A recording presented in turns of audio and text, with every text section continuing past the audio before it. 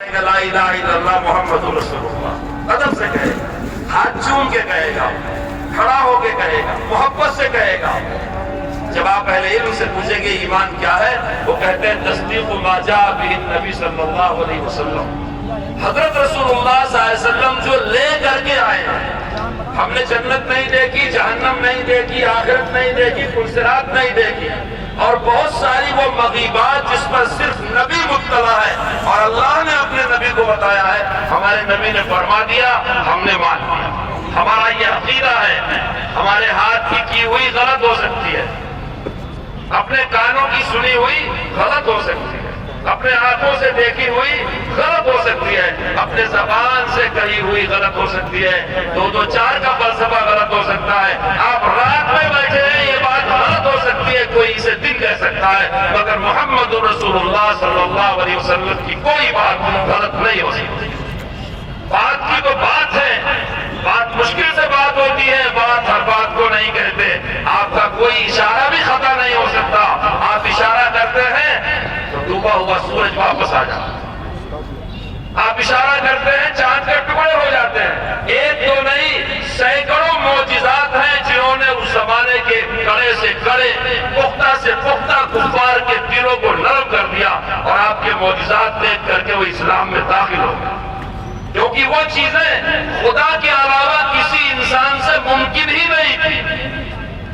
حضرت ابراہیم نے نمرود سے یہی تو کہا تھا سورج نکال، مگر محمد رسول اللہ کے بارے میں روایت میں ہے ڈوبتا سورج آپ نے واپس کر دیا۔ آج سائنسدانوں نے دیکھا کہ چاند میں دراڑیں پڑی ہوئی ہیں، قرآن کریم کہتا ہے واقتربت الساعۃ انشق القمر۔ حضرت محمد رسول اللہ صلی اللہ علیہ وسلم جو لے آئے وہ ایمان ہے، ہمارا اپنا غلط ہو سکتا ہے، مگر جو چیز آپ لائے ہیں اس پر آنکھ بند کر کے یقین کرنا، اسی کو ایمان ہے۔ میرے والد ایک فوجی جنرل تھے، وہ سمجھایا کرتے تھے، کہا کرتے تھے جنگ ہوتی ہے، کیجویلٹی ہوتی ہے، لوگ مارے جاتے ہیں، تو بڑا والا جنرل کہتا ہے یہ مر گئے ہیں، ان کو ٹرک میں لاد کر کے لے جاؤ۔ جب ان کو اٹھایا جاتا ہے تو کوئی زندہ ہوتا ہے، وہ یہ کہتا ہے میں زندہ ہوں، مگر فوجی کہتا ہے ہمارا میجر بولتا ہے تو مر گیا۔ سمجھ رہے ہیں؟ ایک آدمی 100 قسم کھا کر کے کہتا ہے میں مسلمان ہوں، میں اعلان کرتا ہوں اگر محمد رسول اللہ پر اس کا بھروسہ نہیں ہے وہ مسلمان نہیں ہو سکتا۔ حضرت نبی پاک صلی اللہ علیہ وسلم پر اپنی ذات، اپنے ماں باپ، اپنے آل اولاد، اپنے خاندان اور کل کائنات سے زیادہ محبت اور بھروسہ رکھنا ہی ایمان کہلاتا ہے۔ محمد کی محبت دین حق کی شرط اول ہے، اسی میں ہے اگر خامی تو ایمان نامکمل۔ اب ایک شخص آتا ہے 1300 سال کے بعد گورداسپور ضلع میں قادیان گاؤں میں، اور وہ کہتا ہے کہ اس زمانے میں مجھے اللہ نے محمد رسول اللہ بنا کے بھیجا ہے۔ بات تو بڑی چھوٹی ہے، لیکن یہ پوری بات اسلامی عقیدوں کے خلاف ہے۔ کیسے؟ ہمارے عقیدے میں بنیادی طور پر آخرت کا بھی عقیدہ ہے، آپ ساتواں کلمہ پڑھ لیں، یعنی مرنے کے بعد اٹھائے جانے پر حشر انہی جسموں کے ساتھ ہوگا، اپاتن اراتن غرلا، حدیث شریف میں صرف ارواح کا حشر نہیں ہوگا، آخرت ہمارے عقیدے کا بہت بڑا حصہ ہے۔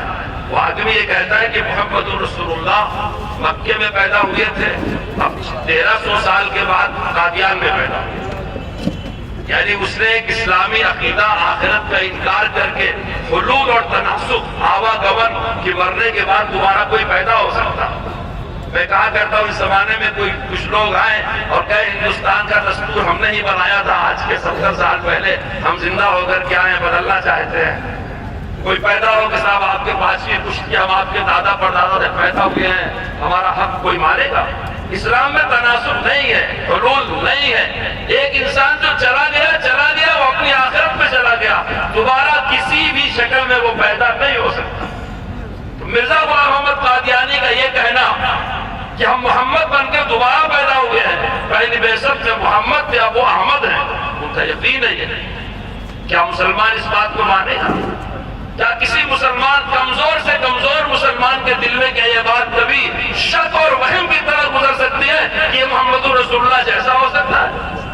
قادیانیوں کے بنیادی عقیدوں میں بعثت ثانیہ ہے، وہ صاف لفظوں میں کہتے ہیں کہ مکے میں جو محمد رسول